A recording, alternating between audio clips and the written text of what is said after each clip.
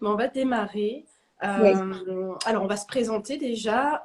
Donc, je te laisse commencer, Mélina. d'accord. Super. Bon, ben, bonjour à toutes et à tous. Donc, moi, je suis Mélina Martial, je suis ostéopathe. Donc, je vois tous les publics, mais je me suis particulièrement spécialisée chez les femmes enceintes et chez les bébés. Donc, je prends beaucoup de plaisir à les recevoir au quotidien. Et puis, je suis également conseillère en lactation. Donc, j'aide les familles qui ont des difficultés dans la mise en place de l'allaitement ou dans la poursuite de l'allaitement. Et puis, évidemment, ensuite, on continue avec la mise en place de la diversification alimentaire. Donc, voilà, j'accompagne les familles dès l'annonce de la grossesse jusqu'à 2 ans, 5 ans, 9 ans. Voilà, mes premiers bébés ont 9 ans maintenant. Et puis, j'ai fait un peu de recherche également sur la motricité des nouveau-nés. Et c'était des nouveau-nés qui étaient allaités. Donc, je suis tombée dans le bain de l'allaitement à ce moment-là. Voilà. Et mon exercice, c'est un exercice libéral. Je travaille en cabinet. Voilà. Super.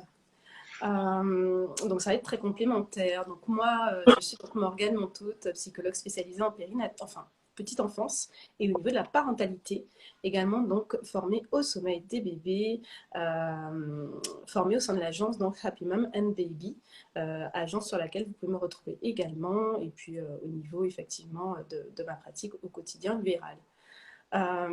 Voilà, donc on va parler sommeil du bébé allaité. On spécifie bien effectivement bébé allaité puisque effectivement la structuration du sommeil du bébé allaité n'est pas la même que le bébé finalement qui n'est pas allaité. Alors avant de commencer, on va parler un petit peu du sommeil de façon plus globale. Le sommeil, il faut savoir finalement que c'est un besoin fondamental au même titre finalement que l'alimentation. Donc tout besoin fondamental a nécessité finalement d'être assouvi et dès lors qu'il n'est pas assouvi au bon moment peut générer finalement potentiellement du stress. Si vous ne mangez pas à la bonne heure, potentiellement votre organisme va puiser un peu dans les réserves, ce qui va induire finalement du stress et des pleurs en tous les cas pour un bébé. Donc besoin fondamental, mais surtout apprentissage. Apprentissage qui commence finalement dès la vie intra-utérine, mais apprentissage qui, de toutes les façons, prend du temps. C'est-à-dire que la structuration du sommeil, elle va évoluer au fur et à mesure pour atteindre finalement une maturité aux alentours de 4 à 5 ans. Alors, ça ne veut pas dire qu'il faut attendre 4 à 5 ans pour que bébé puisse dormir sereinement. Néanmoins, c'est un apprentissage qui va demander finalement de la maturation au fur et à mesure. Donc, il y aura une structuration qui va évoluer au fur et à mesure, structuration qu'on va peut-être détailler de toute façon au fur et à Sophie. mesure du live. Exactement. D'accord. Oui. Qu'est-ce qu'il faut savoir également au niveau du nouveau-né? Alors, Mélina, effectivement, tu vas en parler, mais Oui. en tous les cas, pour pouvoir dormir, la phase d'endormissement, elle va arriver aux alentours de 4 mois, vers une structuration qui sera un petit peu plus élaborée, mais pour pouvoir dormir, il faut avoir des conditions qui sont favorables, optimales, pour pouvoir favoriser un sommeil qui sera induit par plusieurs choses. On a besoin finalement de se sentir en sécurité, euh, mais sécurisé également. Donc, je fais vraiment la différence sécurité. Là, effectivement, s'il y a une maison qui brûle, on n'aura pas finalement les conditions optimales pour s'endormir. Et cette notion de sécurisation va finalement nécessiter d'avoir des besoins assouvis, notamment d'avoir sommeil, de ne pas avoir mal. Et ça peut être finalement, le sommeil pourra être induit notamment par l'allaitement, dont tu vas effectivement nous parler. Tout à fait. Alors, pour faire un petit peu, pour aller dans ton sens et parler de la structuration du sommeil, je voudrais déjà revenir sur le fait que déjà pendant la grossesse, le bébé, il passe la plupart du temps endormi en réalité. Et dès le 3e mois de la grossesse, il commence à téter. Et quand vous faites les échos, souvent les gynécos ou les sages-femmes vous montrent que le bébé, il a des mouvements de bouche déjà très, très précocement. Parce qu'en fait, votre bébé, il apprend à téter en déglutissant le liquide amniotique. Donc, votre bébé, il vit dans un bain de liquide amniotique et il va l'ingurgiter par salve, donc vraiment comme vous le voyez téter au sein. Et ceci va augmenter au fil de la grossesse. Et on sait qu'à la fin de la grossesse, votre bébé, il va boire et uriner près d'un demi-litre de liquide amniotique. Tout cela en dormant. Voilà. Et au moment de la grossesse, au moment de l'accouchement, pardon, souvent on dit mon bébé il dort encore beaucoup. Oui, il dort encore beaucoup le premier jour particulièrement après la naissance, mais il est tout à fait capable de téter tout en étant endormi. Et ça va être la première de mes recommandations finalement, qui sera de vous proposer de garder votre bébé contre vous le plus longtemps possible, le plus souvent possible pendant les 48 premières heures, parce que finalement, c'est ce qui lui permettra d'apprendre à téter, d'apprendre à se sécuriser. Morgane parlait d'un cadre sécurisant tout à l'heure. Le bébé, il a besoin effectivement d'un apport nutritif qui est apporté par le lait, mais le lait, ce n'est pas que l'apport alimentaire, c'est aussi l'apport immunitaire pour constituer son système immunitaire et se défendre contre les petits virus environnants notamment. C'est aussi développer son microbiote, donc avoir toutes les petites bactéries qui vont favoriser la digestion au fil du temps. Et puis aussi permettre un meilleur endormissement, parce que ce qu'on ne sait pas souvent, c'est que l'allaitement, il permet de développer, de libérer beaucoup d'hormones qui vont aider à l'endormissement. Voilà, et j'y reviendrai tout à l'heure sur ces petites hormones. Effectivement, voilà, ça va induire l'endormissement finalement qui va être impacté par plusieurs choses, puisqu'on parlait tout à l'heure de structuration un petit peu du sommeil. En fait, au fur et à mesure de son développement, la structuration du sommeil, elle va évoluer pour essayer, jusqu'à vers 4-5 ans, de s'aligner sur celui de l'adulte. Donc, on a déjà un premier bouleversement aux alentours du 4e mois, où on a une horloge biologique qui va se mettre en place avec une phase d'endormissement qui va advenir. Donc finalement, en fait, à chaque période, à chaque bouleversement qu'il va traverser, bébé va confortablement s'asseoir dans une phase qu'il maîtrise davantage, qu'on va communément appeler une régression, pour finalement être complètement disponible pour cette nouvelle acquisition. Donc en fait, on a effectivement cette période de régression au niveau de la structuration du sommeil, mais finalement, au fur et à mesure, on aura des suppressions de sieste, on aura finalement des siestes qui vont se rallonger, on aura un bébé qui va finalement vivre des pics de croissance. À chaque pic de croissance, effectivement, encore une fois, c'est une phase de développement, que ce soit sur de l'ordre du développement moteur, du développement psycho-affectif. C'est un bébé qui va de plus en plus s'individualiser et acquérir de nouvelles compétences. Ces nouvelles compétences, il va les trouver de plusieurs façons différentes, c'est-à-dire qu'il va chercher de l'énergie, entre autres. L'énergie, on la trouve tant au niveau alimentaire qu'au niveau de la sécurisation. Donc effectivement, vous pouvez avoir En fait, chaque changement va déstabiliser un petit peu le rythme de sommeil de bébé. Donc il va avoir besoin encore plus dans ces moments-là d'avoir finalement un environnement qui lui permette d'avoir des repères. On parle finalement de routine qui n'est pas finalement la même chose qu'un rituel, routine qui va lui permettre finalement de se sentir un petit peu sécurisé, de comprendre un petit peu, d'avoir des repères au niveau spatio-temporel, de comprendre le déroulé d'une journée. Et en fait, il va chercher à s'apaiser, à prendre confiance par plusieurs biais. On en revient encore à cette notion d'allaitement qui va l'aider finalement, parler du combo hormonal, à s'apaiser rapidement en fait. Un bébé qui va vivre un bouleversement, quel qu'il soit, hein, douleur, régression, faim, peur, sécurisation, va directement aller vers l'ATT parce que ça va l'apaiser rapidement. Donc en fait, finalement, quand il va vivre ces bouleversements, il y aura un comportement aussi face à l'allaitement qui va évoluer à ce niveau-là. Complètement. Et qui dit mise en place de routine, je reviens sur ce que tu disais, dit compréhension de son bébé. Et donc, oui, il y a une phase de régression à 4 mois, mais avant cela, je crois que il y a une phase où on sent que les parents triment un peu, si je peux m'exprimer ainsi. Dans les premières semaines, on peine un peu à comprendre ce dont a besoin son bébé, comment est-ce qu'il fonctionne, à quel moment est-ce qu'il dort, à quel moment est-ce qu'il est éveillé, à quel moment est-ce qu'il est éveillé et calme. Et à quel autre moment il sera un peu plus chagriné et là se posera la question de savoir si c'est parce qu'il semble avoir faim entre guillemets ou en tout cas qu'il y a un besoin nutritionnel à assouvir. Est-ce que c'est un bébé qui a sommeil, qui a besoin d'une routine pour qu'on l'aide à s'apaiser pour s'endormir, parce qu'on ne va pas endormir son bébé, mais comme tu disais, on va lui créer un cadre sécurisant pour qu'il puisse tomber dans la phase d'endormissement. Ou est-ce que c'est un bébé qui est douloureux ou qui a une gêne quelconque, auquel cas il va falloir agir. Et donc, pour agir, il faut d'abord apprendre à connaître son bébé. Et pour connaître son bébé, il faut pouvoir être attentif à son bébé, pouvoir l'écouter, pouvoir le regarder. Et je crois que ce qui est très important et qu'on ne dit pas suffisamment aux parents, c'est que pour être complètement disponible pour son enfant, eh ben, il faut soi-même se sentir en sécurité. Il faut avoir un environnement qui nous permette, pardon, d'être complètement dévoué à son bébé. Donc, évidemment, la communication dans le couple me paraît absolument fondamentale dès le début et encore plus à cet instant-là. Que chacun trouve sa place également pour apprendre à connaître ce bébé. Et quand je dis que chacun trouve sa place, je trouve qu'on dit souvent que oui, mais si la maman allait, ben finalement où est la place du papa dans cette histoire. On parle de cadre sécurisant, encore une fois, parce que oui, maman, c'est elle qui a le sein, mais papa, il a des bras qui réchauffent, il a des bras qui sécurisent, il a des bras qui câlinent, il a un son de voix particulier que le bébé connaît. Maman a une voix, une mélodie particulière également, particulièrement connue par le bébé. Donc, je pense que cette interaction, elle est extrêmement importante. Et puis, il faut retenir que le bébé, quand il naît, il est extrêmement immature. Alors, nous, on voit d'autres mammifères qui, dès la naissance, savent déjà aller s'alimenter tout seul, savent galoper tout seul.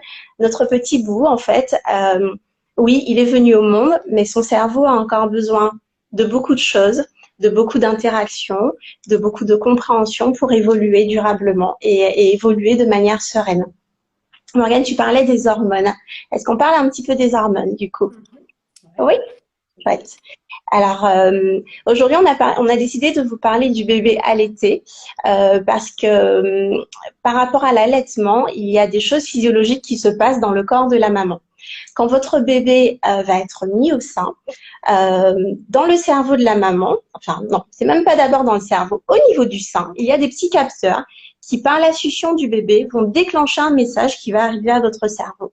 Ce message au cerveau va lui dire « Ok, là, on a besoin que le lait arrive tout de suite. » Donc, le cerveau, il va développer une petite hormone qu'il va relâcher, qu'on appelle la prolactine et qui va permettre de produire du lait.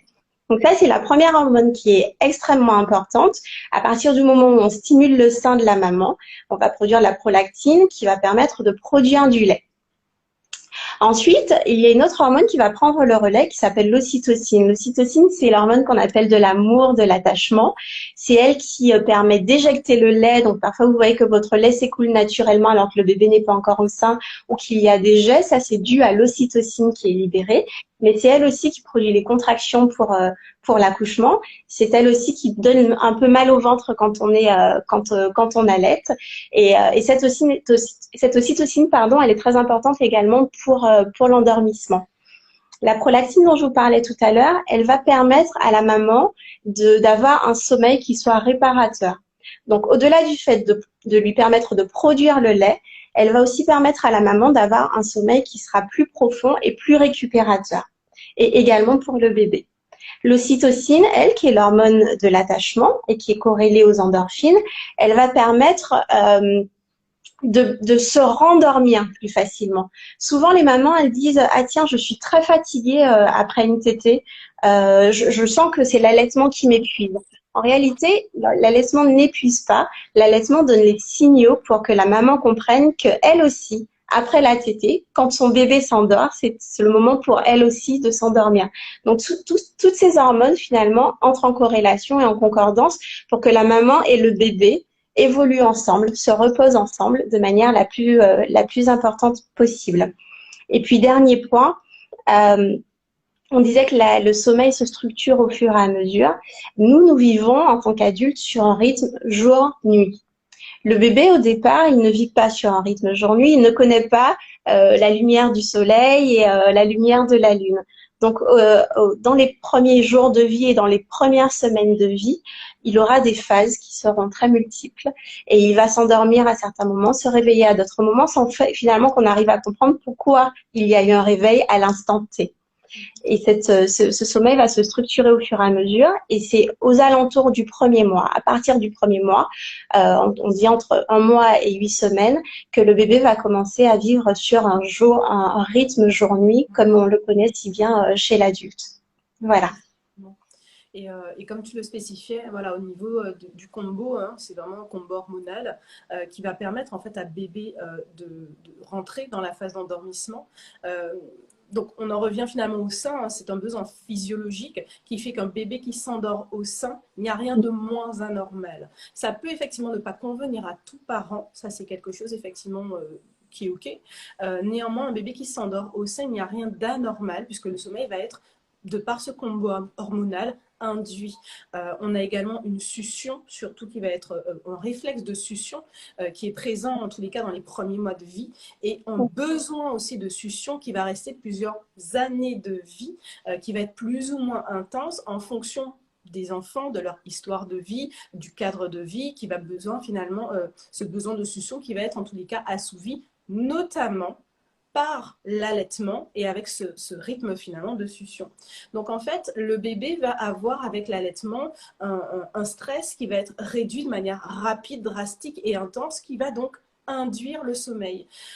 Donc ce qui est important à retenir, et tu parlais d'observation tout à l'heure, c'est vrai que pour comprendre finalement, pour pouvoir mettre son enfant au sein et effectivement lui proposer, parce que l'idée c'est pas de le faire dormir, on fait des propositions d'endormissement, de moments de dodo, ça nécessite finalement de l'observer, d'observer les moments où il aura faim, d'observer les moments où il aura sommeil. On parlait tout à l'heure finalement de ce besoin fondamental, tout comme l'allaitement effectivement, si ce besoin n'est pas assouvi au bon moment, on a un stress qui va être induit et qui va monter crescendo, qui va être donc rapidement être diminué par l'allaitement.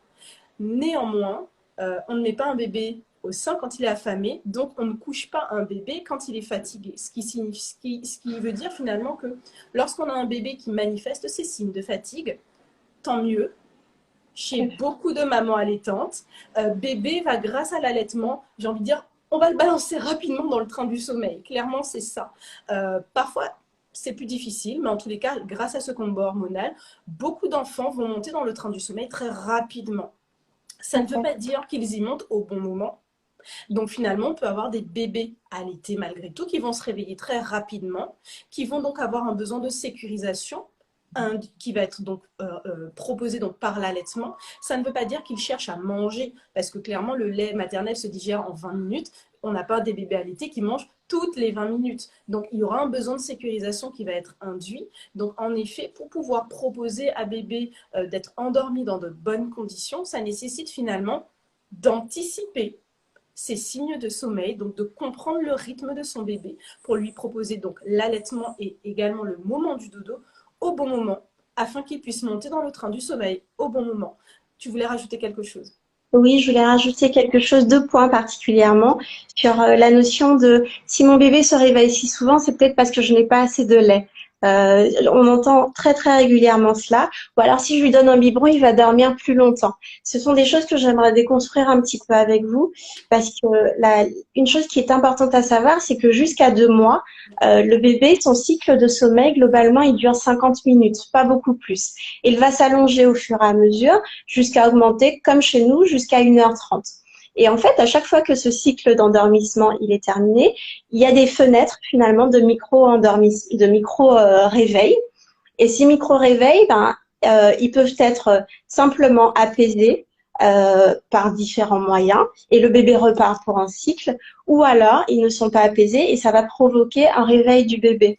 Les parents disent souvent, quand je garde mon bébé sur moi, il est capable de dormir 2 heures d'affilée. Alors, comment ça se fait, puisque vous me dites que le cycle de sommeil, il dure 50 minutes?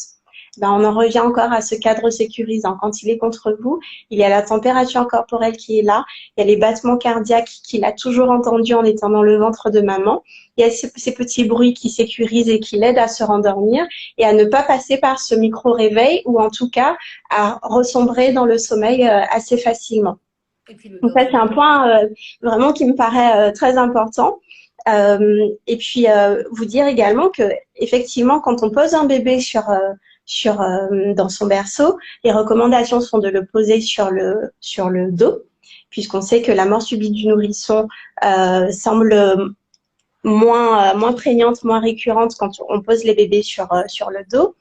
Mais quand le bébé est sur le dos, il y a tous ces réflexes en fait qui s'exacerbe. Et alors que quand il était dans le ventre de maman, ben, il était tout recroquevillé, tout emmitouflé, retenu par la membrane de l'utérus. Et c'est très difficile pour un bébé de comprendre, de gérer l'espace autour de lui. C'est quelque chose qu'il ne connaît pas du tout. Et en plus, il est embêté par ses réflexes. Vous avez dû remarquer que quand un bébé a la tête qui penche en arrière, là, tout de suite, on a l'impression qu'on le lâche dans le vide. Il va y avoir des sursauts. Et tous ces facteurs vont être des facteurs de réveil intempestif du bébé et de déclenchement de petits pleurs. Donc, quand on parlait des signaux, c'est aussi voir tout cela. Votre bébé, il est endormi et puis vous vous rendez compte que même avec les paupières fermées, il y a des mouvements oculaires ou qu'il y a des petits mouvements de bras. Il commence à porter la main à la bouche, à tirer un petit peu, à grimacer. Ce sont des signes qui vous montrent que le sommeil n'est pas profond à ce moment-là et qu'il y aura possiblement un réveil dans les minutes qui suivent. Et puis pour revenir à la quantité de lait, mais je vais peut-être te laisser faire un petit point si tu veux noter quelque chose, Morgane, et je reviendrai sur la quantité de lait ensuite, si tu veux. Ok.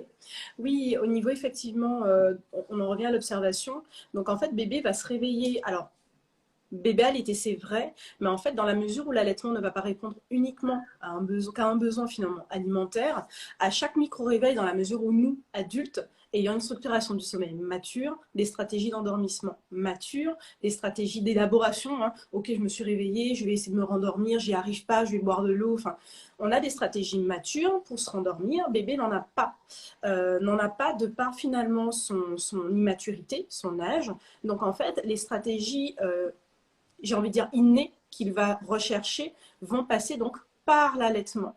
Donc effectivement, tous les petits réveils qui peuvent être induits la nuit vont être assouvis par l'allaitement principalement.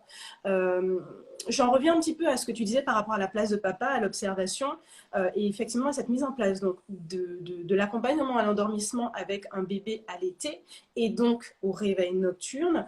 Papa a toute sa place, néanmoins dans la mesure où il y a quand même un sommeil qui est beaucoup plus facilement induit avec l'allaitement, il a une place aussi à trouver. Donc la place, elle ne se trouve pas, j'ai envie de dire, une fois par semaine ou une fois l'an. C'est aussi de la régularité, que bébé puisse se dire, ok, c'est qui ce monsieur, que je reconnais sa voix effectivement, mais qui s'approche de moi au moment du dodo. D'habitude, j'ai le sein. Bah, il faudrait que papa, effectivement, puisse régulièrement proposer l'endormissement à bébé. Ça ne veut pas dire que ça sera une réussite. On est effectivement dans cette notion d'apprentissage. C'est-à-dire que plus bébé va être en contact avec papa dans les moments où il va chercher son dodo, plus il va pouvoir se dire, ok, finalement, j'aime bien quand papa met sa main ici contre moi. Je ne suis pas encore prêt à m'endormir avec lui. Donc, maman finit par proposer l'endormissement. Mais plus papa va essayer, plus il va se dire, ok, finalement, ok, j'aime bien cette position. Je vais pouvoir peut-être rentrer dans le sommeil, donc avec papa. Et effectivement, plus bébé sera en capacité d'être accompagné de manière bienveillante au bon moment. Encore une fois, s'il est stressé, papa, il a ses super pouvoirs, mais qu'il faut qu'il apprenne à découvrir et que bébé puisse reconnaître. Il n'a pas l'odeur du lait. Mais en tous les cas, voilà, ça peut être intéressant que plus papa intervient pour l'endormissement, plus il sera en mesure d'intervenir pour les réveils nocturnes, pour les rendormissements. Parce que si effectivement papa n'était pas là pour l'endormissement, ça peut être compliqué pour bébé finalement de se dire que la réponse qu'il va attendre légitimement la nuit et au niveau notamment hormonal va être assouvie par quelqu'un d'autre. Sachant qu'on parle effectivement d'hormones, le besoin au niveau de l'allaitement, il n'y a pas encore une fois que ce besoin alimentaire qui va être assouvi. Vous pouvez avoir un bébé qui, alors un peu plus âgé, hein, qui a déjà effectivement une structuration du sommeil un petit peu plus mature, donc on n'est pas sur un nouveau-né, va avoir donc des réveils qui seront physiologiques. Et ça répond un petit peu à une des questions qu'une maman avait, effectivement. Un bébé qui se réveille effectivement 1 à 3 fois dans la nuit. Alors, on casse tout de suite le mythe. Un bébé allaité peut faire des nuits complètes, sans réveil. Donc, enfin, quand je dis sans réveil, au niveau plutôt, c'est un abus de langage, hein, puisque la nuit d'un bébé allaité peut se faire avec 1, voire 3 réveils qui seront physiologiquement normaux entre 23h et 1h du matin, à partir de 3h du matin. Donc, si papa, effectivement, intervient dans un pic hormonal, alors qu'au niveau hormonal, bah, c'est un besoin physiologique qui doit être assouvi, bébé va regarder avec des gros yeux et il va se dire non. et à juste titre finalement. Donc ça peut être effectivement intéressant que papa puisse intervenir sur des réveils autres, puisque l'allaitement ne répond pas qu'à un besoin alimentaire, mais effectivement, il s'agit de proposer l'intervention de papa régulièrement au moment de l'endormissement. Complètement. Et si je peux me permettre de rajouter un petit point, souvent les mamans disent mais moi j'aimerais bien que papa il puisse donner un biberon pour que moi je puisse dormir un petit peu plus. Alors oui, c'est tout à fait possible et c'est un choix de votre part et encore une fois nous sommes là pour vous accompagner. Mais s'il y avait quelque chose à retenir, je dirais que s'il y avait un biberon à donner, de lait maternel toujours, donc ça signifierait que maman elle déciderait de tirer son lait au tire-lait et pour que papa puisse le donner au biberon par exemple, ce serait de privilégier les biberons plutôt en journée. Pourquoi est-ce que je dis ça? Parce que la première des choses, c'est que je trouve qu'il est bien plus facile de prendre un bébé à côté de soi qui est en cododo pour le mettre au sein et qui puisse se rendormir très facilement. Ça, c'est la première chose. Mais aussi par rapport à toutes les hormones dont on parlait. Comme je vous ai dit, la prolactine et l'ocytocine permettent un meilleur endormissement, un sommeil plus profond. Mais il y a aussi la mélatonine que vous connaissez tous. La mélatonine, c'est l'hormone qui nous permet de dormir, justement. Et souvent, on se dit, il faut pas que j'utilise mon téléphone pendant la nuit parce que le fait d'avoir une lumière très vive, une lumière bleue, ça peut casser la synthèse de la mélatonine. Pourquoi est-ce que je vous parle de cette mélatonine? C'est parce que maman va produire cette mélatonine pour s'endormir, mais elle va aussi la diffuser dans son lait maternel. Donc, ça va aider également son bébé à s'endormir plus facilement avant que lui-même ne mette en place sa production de mélatonine lui-même. Donc, pour ces différentes raisons, si vous faites le choix de donner un biberon de lait maternel à votre bébé, donc papa décide de donner un biberon du lait maternel et d'endormir son bébé sur son épaule ou contre lui ensuite, je privilégierais plutôt que ce soit dans la journée. Et attention, que ce soit un lait qui est tiré, qui a été tiré dans la journée lui-même.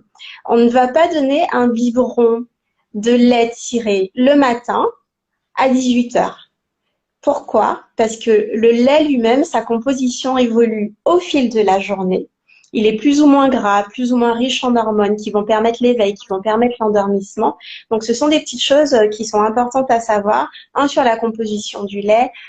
Deux, sur sa transition, puisque le lait évolue aussi au fil de l'âge du bébé et il ne sera pas le même à une semaine de vie, à un mois de vie ou à 2 mois de vie. Et ce qui peut être également intéressant, c'est que après, bon, de toutes les façons, chaque parent fera avec ses ressources à un moment T, mais en tous les cas, on n'apprend pas la nuit. C'est-à-dire que, par exemple, la prise de biberon, on ne va pas la découvrir la nuit. Donc, c'est important finalement de pouvoir permettre cet apprentissage à bébé en pleine phase d'éveil, évidemment pas débordé dans ses émotions, donc pas affamé. C'est en apprentissage. Donc, on n'apprend pas la nuit. Et en effet, alors, rassurez-vous, là on vous transmet effectivement des informations au niveau du lait maternel et autres. Ça ne veut pas dire que si vous proposez un biberon qui est de lait maternel qui est tiré à un autre moment, que c'est contre-productif, bien entendu que non. L'idée c'est vraiment de proposer des conditions vraiment optimales et favorables pour induire le sommeil. Et finalement on revient un petit peu à ce combo hormonal, tant la mélatonine, l'ocytocine. Maman effectivement a son super pouvoir avec l'allaitement, papa a ses super pouvoirs. Donc ça va être tout aussi intéressant finalement. On en revient à ce cadre optimal à proposer pour induire l'endormissement. On en revient au rituel. Les hormones, elles peuvent être sécrétées par un cadre qui sera entre guillemets artificiel. C'est-à-dire qu'un bébé qui aura avant le dodo, un bébé finalement qui aura une couche changée, confortable, des volets fermés, sécrétion de la mélatonine, un câlin, ocytocine, biberon, pas biberon, tété, pas tété, on est en train de reproduire de manière artificielle un combo hormonal qui va finalement favoriser le sommeil. Donc ça, c'est effectivement assez intéressant pour que papa et maman puissent avoir, et les tiers de toutes les façons, quelque chose d'assez cohérent au niveau du sommeil pour pouvoir donner ses repères à bébé, évidemment, avant qu'il ne déborde et qu'il ne soit complètement épuisé, mais pour lui permettre finalement de rentrer dans le sommeil. Donc ça, c'est effectivement quand tout se passe bien. Dans le meilleur des mondes. Voilà, dans le meilleur des cas, c'est des choses qui peuvent bien se passer. Donc on a effectivement parlé d'un sommeil qui va être naturellement induit par l'allaitement. Ça ne veut pas dire qu'on ne peut pas faire différemment et que ça convient à tout parent. On a parlé effectivement de réveil physiologique. Certains Mhm. bébés n'ont pas des réveils physiologiques et font ce qu'on appelle communément une nuit complète du soir au matin. Mais on a effectivement des petits réveils. L'idée, ce sera effectivement au fur et à mesure des compétences de bébé. On parle vraiment de compétences et de maturité de bébé, des stratégies pour lui permettre effectivement de lui proposer, enfin, des stratégies pour lui permettre finalement de se rendormir différemment si le besoin est assouvi. Attention, encore une fois, quand un parent va choisir finalement d'avoir un allaitement qui ne sera pas proposé la nuit, nécessairement, il y aura un impact sur l'allaitement qui répond finalement à une offre et une demande. Donc, effectivement, si l'allaitement ne sera pas, en tous les cas, beaucoup plus stimulé en journée, à un moment ou à un autre, on pourra effectivement avoir un sevrage qui pourra être induit. Complètement. Néanmoins, Parce que voilà, ça, plus bébé tête, excuse-moi de t'interrompre, plus bébé tête et plus maman produit du lait. C'est ça. exactement. Néanmoins, effectivement, parfois, il peut y avoir. Alors, que pensez-vous de la tétine pour un bébé allaité?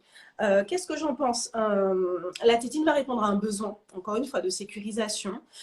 Tu vas certainement me compléter. Attention pour les nouveau-nés, c'est-à-dire que pour qu'un allaitement puisse se mettre en place de manière optimale, il faut en tous les cas du temps.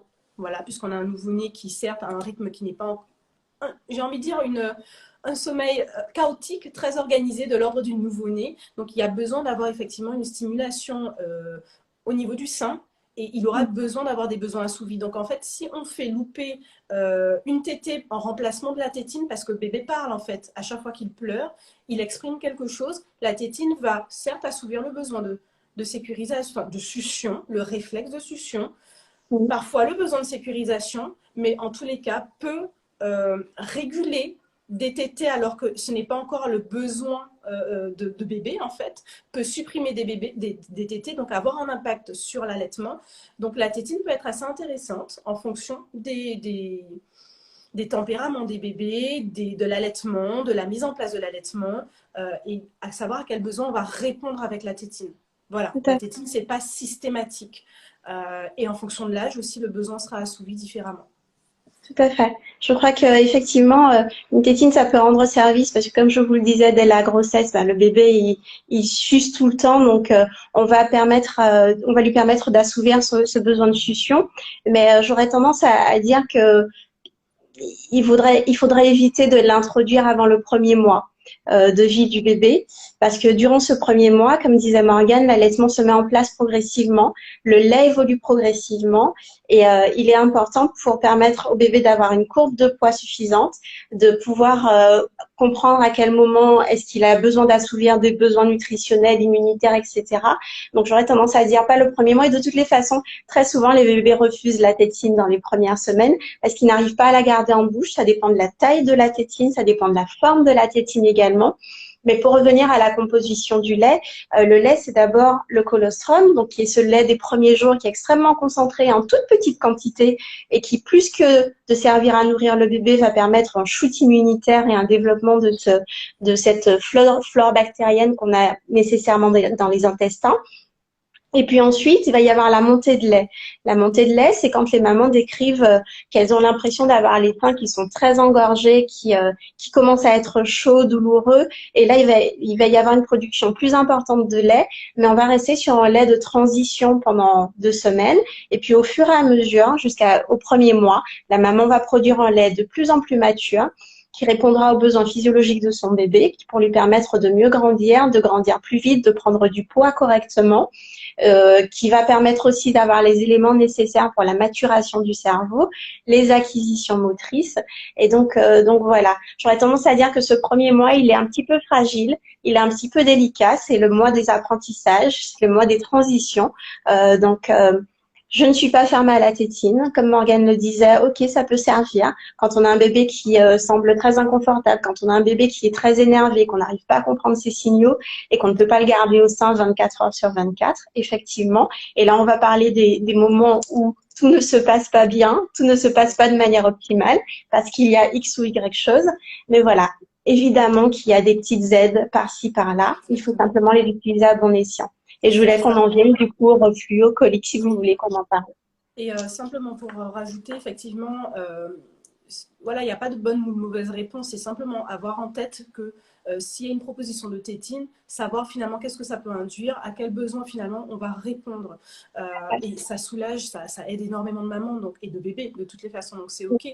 Je ne réponds pas à la question d'une maman. On parle effectivement de nouveau-né. Alors moi, effectivement, j'en parle jusqu'à 4 mois. Parce qu'avant, effectivement, on aura une structuration du sommeil qui sera tellement immature, pas de rythme à proprement parler. Donc le nouveau-né, effectivement, moi je le considère de la naissance grosso modo à 3-4 mois.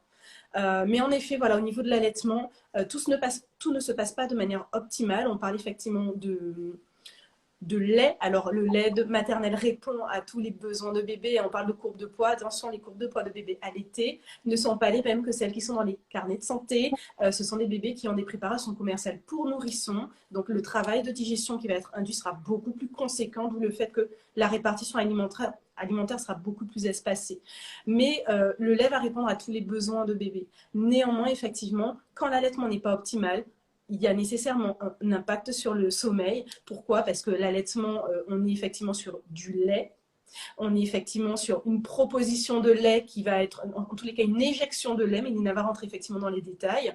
Effectivement, une succion qui peut, en tous les cas, si tous ces éléments donc, en lien avec l'allaitement ne sont pas optimales, on aura effectivement un impact notamment sur le sommeil. Tout à fait. Alors, je vois des petites questions, mais je n'arrive pas à toutes les lire. Donc, si tu veux bien, je te demanderai de me faire un petit topo. Ouais. Mais j'ai lu notamment euh, comment savoir si quelle quantité de lait donner à son bébé ponctuellement. Tu peux me lire cette question, s'il Alors te plaît? effectivement, quelle quantité de lait si on veut donner son lait à bébé ponctuellement? Ok, donc je pense que si effectivement le lait maternel, enfin quel que soit, hein, est proposé dans un biberon. D'accord. Ok. Alors, même s'il n'est pas proposé dans le biberon, c'est vrai que les chiffres, je trouve que ça peut aider, comme ça peut perturber et ça peut mettre beaucoup de pression. Donc, je ne vais pas répondre par des chiffres, mais simplement vous dire d'une première part que le lait maternel répond à absolument tous les besoins nutritionnels du bébé jusqu'à ses 6 mois.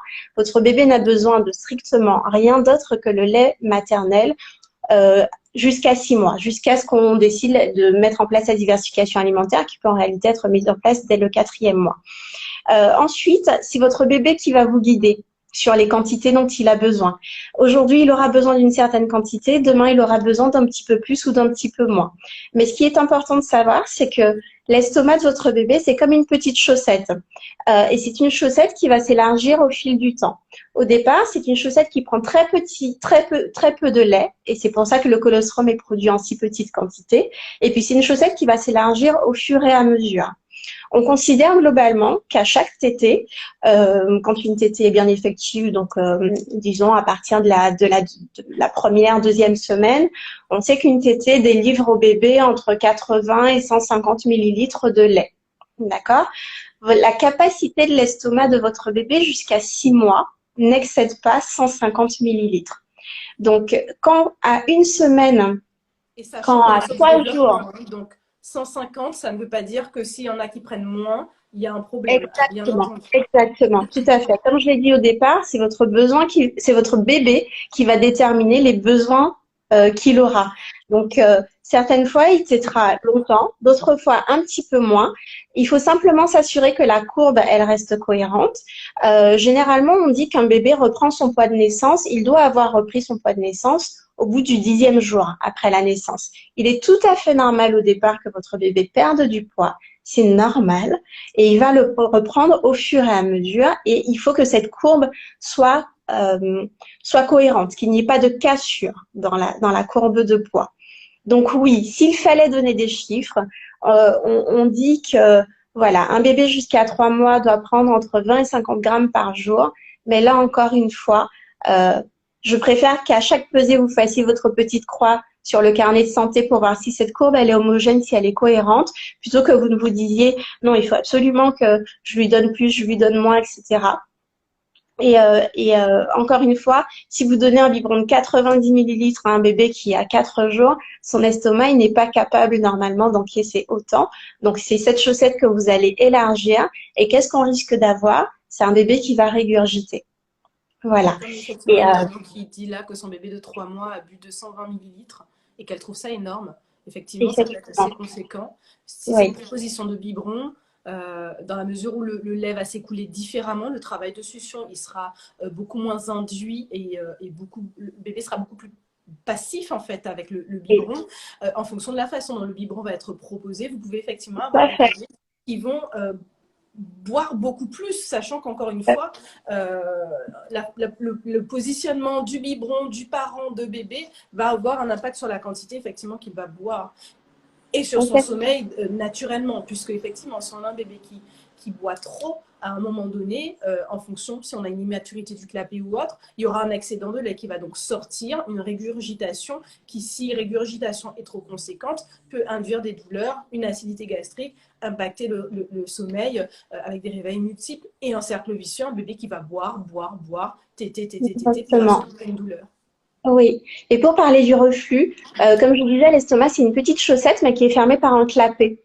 Et ce clapet, il n'est pas mature jusqu'à 3 4 mois. Donc, les bébés, ils ont cette capacité assez récurrente à avoir du lait qui remonte assez facilement.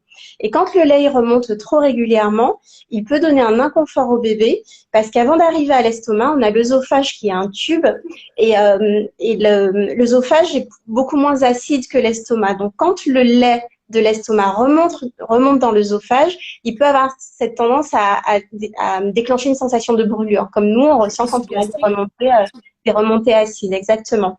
Et c'est potentialisé par le fait que le clapet, il ne se ferme pas, il ne mature pas jusqu'à 3 4 mois.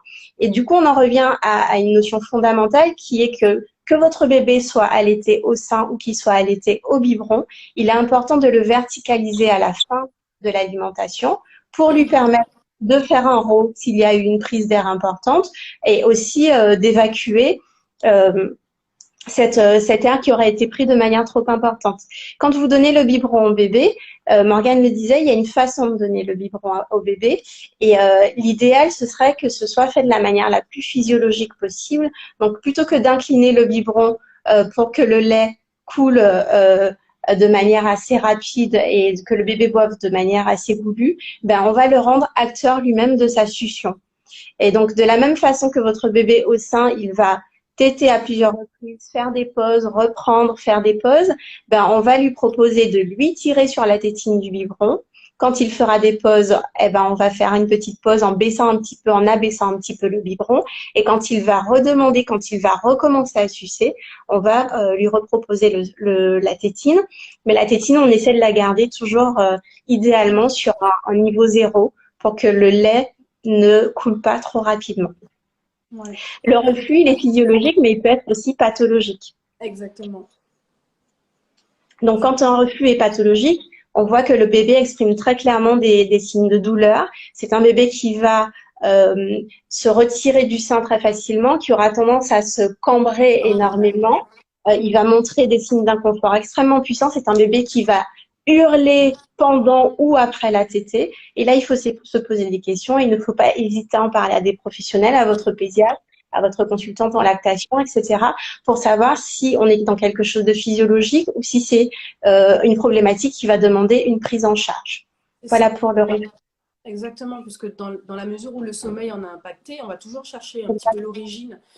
Donc un bébé qui a des reflux, oui, mais ça dépend effectivement, tant qu'on ne va pas traiter l'origine un petit peu du symptôme, Oui. puisque ça reste un symptôme, on va avoir effectivement un bébé qui va rester inconfortable et qui peut ne pas... alors c'est vrai que parfois, on peut souvent avoir effectivement les représentations de bébé ne prend pas de poids et bébé pardon, prend du poids et ne pleure pas. Il n'y a pas effectivement que ces éléments. Effectivement, on a un bébé qui peut se jeter en arrière, qui peut se mettre en hyperextension, avoir beaucoup de gaz. Enfin, il y a toute une symptomatologie, exactement, Un mâchoté, hypersalivation.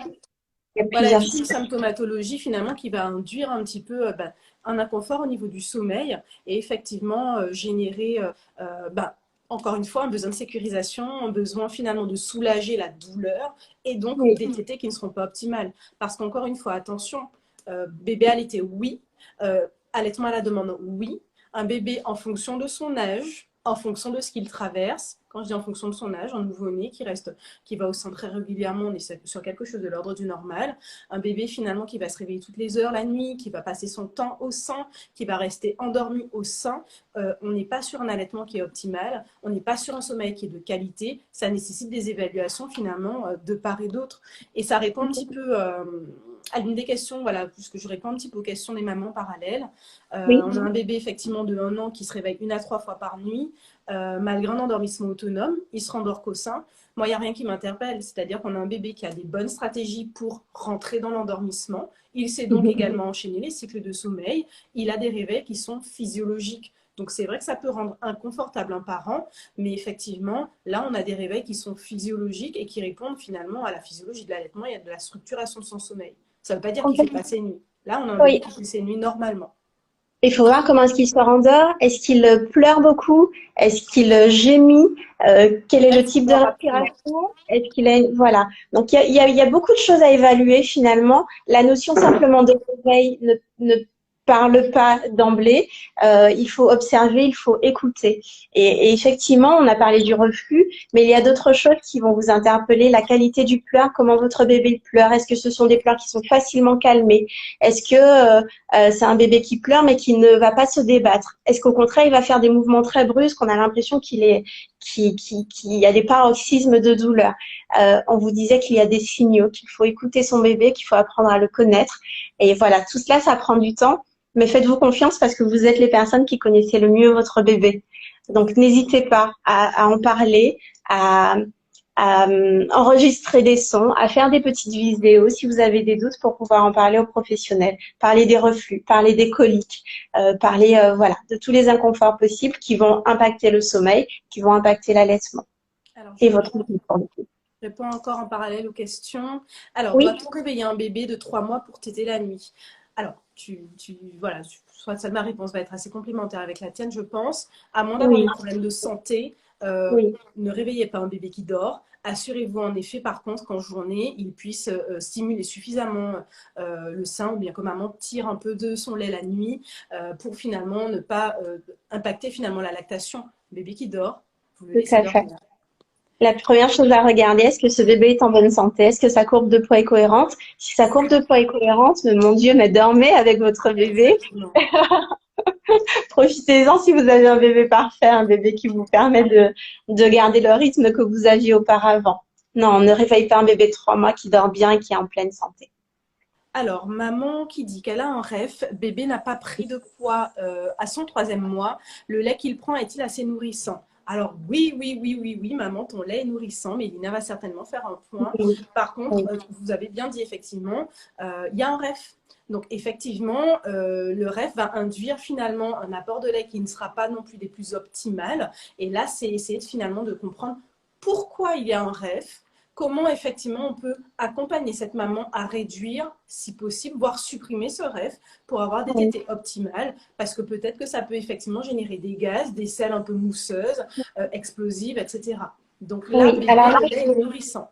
oui, le lait, il est nourrissant et encore une fois, c'est le seul aliment qui répond à tous les besoins nutritionnels de votre bébé jusqu'à 6 mois. Ça, j'insiste là-dessus. Votre lait est assez nourrissant, sauf si vous-même vous êtes carencé, par exemple en fer, et c'est pour ça qu'on introduit la diversification alimentaire. Donc, vous allez vous supplémenter pour être sûr que votre bébé le soit suffisamment. Mais le lait convient à tous les bébés jusqu'à 6 mois et c'est le seul aliment dont il est besoin. Par contre, attention, j'ai entendu qu'il n'a pas pris de poids, ce bébé. Et là, je sors le drapeau rouge. Je n'ai pas de rouge à côté de moi, mais drapeau rouge. Un bébé doit prendre du poids graduellement. Il ne doit pas y avoir de cassure de poids, Voilà. pas d'effondrement de poids. Donc, si ce bébé ne prend pas de poids, il faut se questionner sur le bon transfert du lait. Est-ce que quand il tète, le lait arrive à la bouche? Est-ce qu'on l'entend déglutir? Est-ce qu'on le voit boire correctement? Et effectivement, s'il y a un ref, le bébé peut être inconfortable. Donc, on va proposer certaines positions. Et puis, si ça ne convient pas, on peut évacuer, on appelle ça faire de l'expression manuelle, évacuer le premier jet de lait, qui est généralement le plus puissant, et les prochains jets seront moins puissants. Donc, on pense position, on pense si nécessaire, si nécessité absolue, évacuation du premier jet, ou alors On va peut-être proposer à la maman de mettre au cours de la même tétée le bébé sur les deux seins au cours de la même tétée. On va vérifier si c'est un bébé qui ne s'endort pas rapidement au sein.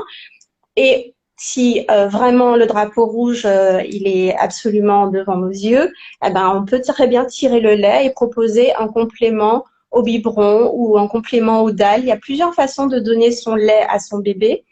Moi, je Oui, ça suis peut pour être la intéressant. stimulation maximale au sein, mais le DAE, c'est un dispositif d'aide à l'allaitement. C'est un bébé qui est au sein, mais on a un petit tuyau collé contre le sein qui est relié à un biberon qui est rempli de lait. Et pendant Alors, que le selon bébé l'âge, hein, bien évidemment, on ne va pas proposer un dalle à un bébé de 6 mois. Ça dépend vraiment si c'est un fait, nourrisson bien. je parle des Oui, oui, nourrissons. oui. Mais en tout cas, Voilà, je ça peut parle être de la intéressant. naissance de l'allaitement pour dire que voilà qu'il y a plusieurs propositions possibles euh, déjà dès la naissance et puis ces propositions elles évoluent en fonction de l'âge du bébé. Ça peut être complémenté avec un biberon de lait maternel qu'on a tiré.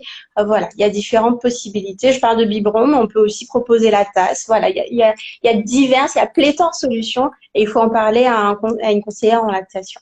Et puis observer également s'il n'y a pas une consommation assez conséquente, par exemple des aliments galactogènes qui peuvent tout simplement induire un REF, ou bien Oui, parfois une intolérance alimentaire qui peut effectivement favoriser ce REF par ailleurs. Là, j'ai une maman d'accord. qui demande effectivement bébé 1 an ne s'endort qu'au sein, alors que le soir, endormissement autonome, pourquoi, que faire? Effectivement, ça va dépendre. En journée, on a effectivement des bébés qui peuvent être facilement dans une interaction et louper leur train du sommeil. Donc, si effectivement bébé a loupé son train du sommeil, il peut effectivement être complètement débordé, épuisé, fatigué, et donc avoir besoin de s'apaiser rapidement. Le sein va effectivement induire plus rapidement l'endormissement. Donc, s'il assouvit correctement ses besoins en sommeil sur l'ensemble de la journée, vous pouvez avoir un bébé qui s'endort de manière autonome la nuit et pas sur la journée. Donc, ça, effectivement, ça demande une analyse un peu du sommeil, mais ça ne veut pas dire que c'est une mauvaise chose. Simplement, observation du rythme de votre bébé. On va peut-être prendre, vu l'heure, peut-être une dernière question. Oui. Là, il y a une maman qui demande effectivement, y a-t-il un minimum de tétées par jour? Ça va dépendre de l'âge de bébé, de ses besoins, s'il traverse un pic de croissance, de l'efficacité de la prise du sang. Là, finalement, c'est une réponse qui est très très vague, mais une question Oui. qui reste très vague. Oui, mais l'essentiel, encore une fois, c'est la courbe de poids du bébé. Si elle est cohérente, pas d'inquiétude. On vérifie la quantité de couches mouillées, la quantité de sel par jour. On sait que dans les premières semaines, un bébé, il va faire des selles quasiment à chaque tétée. C'est aussi un signe de bon transfert de lait. Donc voilà, ça dépend effectivement de l'âge du bébé. Mais encore une fois, regardez les signaux que vous donne votre bébé. Regardez sa courbe de poids. Faites-vous confiance. Faites-lui confiance. On parle en moyenne de 8 à 12 tétées sur 24 heures, mais là encore, ce sont des chiffres, ce n'est que de la théorie et ce n'est pas forcément ce qui se passera chez vous. De la même façon que vos tétées dureront peut-être 5 minutes, chez une autre maman, les tétées dureront 20 minutes. Peut-être que votre bébé réclamera toutes les 3 heures, chez un autre bébé, ce sera toutes les heures. Ça dépend de l'âge, ça dépend de chaque bébé, ça dépend de chaque femme. Donc Exactement. oui, la première chose à faire, c'est en parler et puis vérifier que la courbe de poids soit cohérente. Et puis par rapport à la maman de tout à l'heure, si le pédiatre a l'air donc d'être OK avec ça, n'hésitez pas à faire une évaluation du sommeil et ou de l'allaitement, parce qu'effectivement, parfois, ça peut être banalisé ou mal compris. Chaque corps de métier a ses spécialités. Le pédiatre, ça reste un généraliste des bébés. Une conseillère en lactation est une spécialiste de l'allaitement. Une consultante sommeil, une psychologue sont des spécialistes finalement dédiés à des problématiques bien spécifiques. Donc si vous Et n'en trouvez chacun pas, amène sa pierre à l'édifice. Tout est exactement. complémentaire. Exactement. On Donc, si parle vous de n'avez pas une réponse quelque part, frappez à d'autres portes si vous sentez exact. qu'au fond de vous, il y a quelque chose qui vous questionne. Tout à fait. Ça a Euh, été un plaisir, j'espère que pour vous aussi. exactement. On a essayé de répondre à pas mal de questions durant Super. l'échange. Oui, Donc, j'espère que ça sera suffisant pour vous. En tous les cas, on a été ravis de vous recevoir. Merci encore, c'était un Mélina, plaisir. d'avoir Merci, accepté Morgane. cette invitation. Et puis, Et à très bientôt, j'espère. oui, à très bientôt. Et puis, on va mettre le live en replay pour celles finalement que ça intéresserait par la suite. Tout à fait. Bon Merci à vous. après-midi. Pareillement. Bye bye. Au revoir.